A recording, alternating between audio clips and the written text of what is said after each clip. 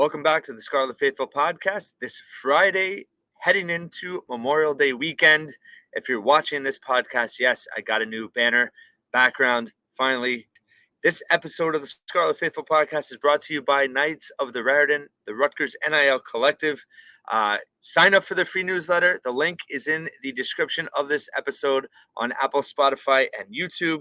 Knights of the Raritan provides a unique way for the Rutgers athletic programs to be successful in the ever-changing NIL environment. Become a member of the Knights of the Raritan for a chance to win giveaways, unique experiences, exclusive event invites, and more, and to help Rutgers student-athletes with NIL. So a lot of news in the Rutgers world the last couple days.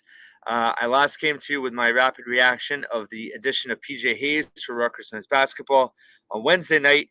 Had hoped to get something out on Thursday to no avail, but here we are, Friday morning. This should be chock full of news in terms of just across the universe that is Rutgers athletics. Moving on to football. Announcement the other day, Rutgers selected for 2 primetime games on Fox in the fall.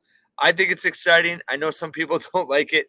It's always going to be the case, but the Big Ten opener at home against Washington on September 27th will be an 8 p.m. Friday kickoff, airing live on Fox. And then heading into, I guess it's about a week before Halloween, Friday, October 25th at 11 p.m. Eastern Time, following Game 1 of the World Series, Rutgers at USC. Several things there you never probably thought you heard me say. Rutgers at USC, and then also the World Series opening up for Rutgers football the way the universe always intended it to be. So that I tweeted as a joke, but it's kind of true. I mean, my rapid reaction to that USC game, it was 3-4 in the morning. At least it's a Friday, not a Saturday. I'm old and I have kids, so I'd much rather be Friday. It gives me one extra day of recovery time before the work week begins. But I think it's exciting. I understand that, in terms of timings and everything, it's all different. But this is what happens when you're in a league that your media rights are probably going to end up being 9 figures. This is why, because the broadcasts are going to be all over the place. That's just the way it is. And for Rutgers to be highlighted against, these 2 former Pac-12 teams now coming into the Big Ten, it only helps the brand. And these are games, like the Washington game at home, it's going to be the black, going to be an electric environment at SHI Stadium. And then you go to USC, and, I've said before, I think that's probably on paper the least likely game they're going to win. They could win, but that doesn't mean they can't win. There's no game on the schedule I look at and say, all right, they have no chance, which in the years past, Michigan, Penn State, and Ohio State, you did. So good news there. And hey, why not a wacky Friday night leading up to Halloween in the Rose Bowl? I mean, if you want to complain about it, fine. Not me. Thrilled. I grew up in a day where Rutgers was broadcast on NJN or not at all, and it was on radio. Look at me, old man Brightman spouting from the deck or the porch. It's been a long week. At any rate, moving on. Some Rutgers baseball news. Josh Kuroda-Grauer winning Big Ten Player of the Year this week. Great news for him. He's been just a stand-up player for this program throughout his career. Led the nation in hits. Unfortunately, baseball did not have a very good season in Big Ten play. They finished 6-18. So I didn't have as much baseball coverage because, frankly, there just wasn't a lot of good news to talk about. But JKG was obviously a huge bright spot, played all 53 games, starting as shortstop, led the country in hits, 95, and hits per game, 1.79 hits per game, was ranked 3rd in the country with a .428 batting average, stole 4 bases, had just 7 errors all season, had 29 multi-hit games, 10 3-hit games, also had 5 games in a row with 3 hits. He won the Cape Cod League. He was a key part of winning the Cape Cod League last summer, which I covered. And, he's projected to be a top 5-round draft pick in the Major League Draft this summer. 3-year career at Rutgers, and, was just a stand-up teammate, leader for the program. and you have to wish him well. Jerry Carino has a great article on him and his background today. Check it out. But yeah, obviously, going to be very hard to replace him. Rutgers will be replacing as well their pitching coach, Brendan Monaghan, resigning this week. Rutgers pitching staff had a very difficult season. 5.61 ERA as a staff for the year, 6.51 ERA in 24 Big Ten games. He's been with the program 5 years. He did a good job overall, but, the bottom kind of fell out this year, and I think it probably makes sense for everybody to kind of make a change and move on. I'm sure he'll land somewhere pretty quickly. Yeah, at Rutgers, he mentored 7 all Big Ten pitchers and had 8 pitchers either drafted or signed by a Major League Baseball franchise. Brendan Monaghan, thank you for your service and best of luck to you. Moving on, obviously, finding the right pitching coach moving forward for Steve Owens and rebuilding this staff is huge. Christian Coppola, heralded freshman starter, was with Team USA over the summer, did not have a good year. And overall, the staff, only one pitcher was under a 4 ERA all year. That was Justin Sinibaldi, who was most consistent starter and pitcher, had a 3.47 ERA in 13 starts, and was really good for them. I got Big Ten honors, but overall, and he's gone now. So as a senior, they're going to have to really do some rebuilding in terms of this pitching staff. I think NIL is part of it, so that's what, but, Knights of the Raritan, please become a member if you're not already. And Rutgers baseball needs help in that regard for sure. So Steve Owens has a lot of work to do. He knows that. He doesn't need me to tell him that.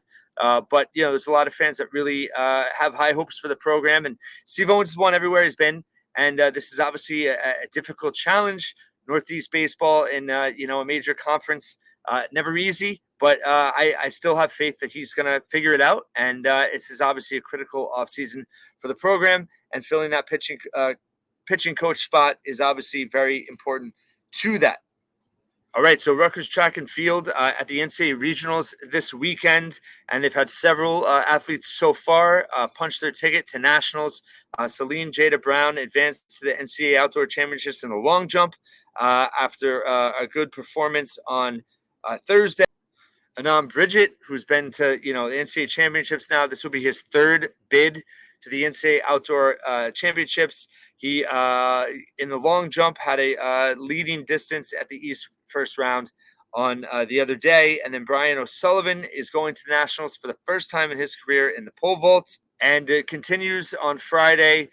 Alex Carlson in the distance running for women. And then also Chloe Tenberg, names to watch, who've been in Nationals before. They're competing on Friday and expect them to advance as well. We'll see. I'll keep you updated there. And then, more lacrosse news.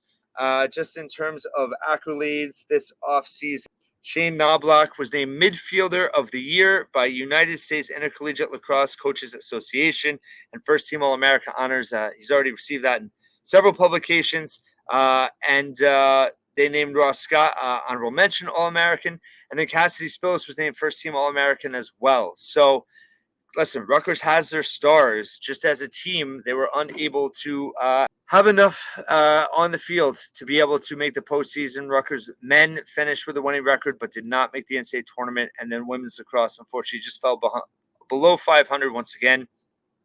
So I think those are programs that need help with NIL as well. And we'll talk, about that more as the offseason goes on. Rutgers rowing, after a 3rd place finish in the Big Ten Championships last weekend, was earned a bid to nationals once again. NCAA Championships will take place the following weekend, and good luck to them. They'll have plenty there. They've been, pretty much top 15 finish year after year under Justin Price and have made a ton of progress. And then Anthony Ashnault, getting hired by Princeton Wrestling as an assistant coach, was an assistant at Rutgers for 1 year, left to continue his competitive wrestling career, and now landing at Princeton. Obviously, Rutgers legend, New Jersey legend, national champion at Rutgers. I've had him on the pod before. He's, a great interview and, just an unbelievable ambassador for the sport, for Rutgers. And for New Jersey, and good for him to continue his coaching career. Hopefully, Rutgers gets him back at some point. But hey, go to Princeton, a very good program, and do great there. So overall, I'm going to be back with a Memorial Day holiday weekend mailbag edition of the podcast to entertain you while you're either driving or on the beach or wrangling kids or whatever you might be doing this holiday weekend. Hoops will, continue the roster watch. One more spot to go. Victor Mikic, Richie O'Leary of the Night Report reporting that Rutgers is hoping to get him on campus after the dead period ends on June 2nd. Something to watch. Jimmy Vincent already visited the three-star who visited Kentucky and South Carolina as well. No word on his decision, but it sounds like the odds are, in terms of a big man, one of those two will fill the final spot for Rutgers. And once the roster is complete, we'll dive very deep into that. So thank you once again for listening and watching to this edition of the Scarlet Faithful podcast. And I hope you have a great holiday weekend. Look out for my mailbag, and we'll talk to you soon.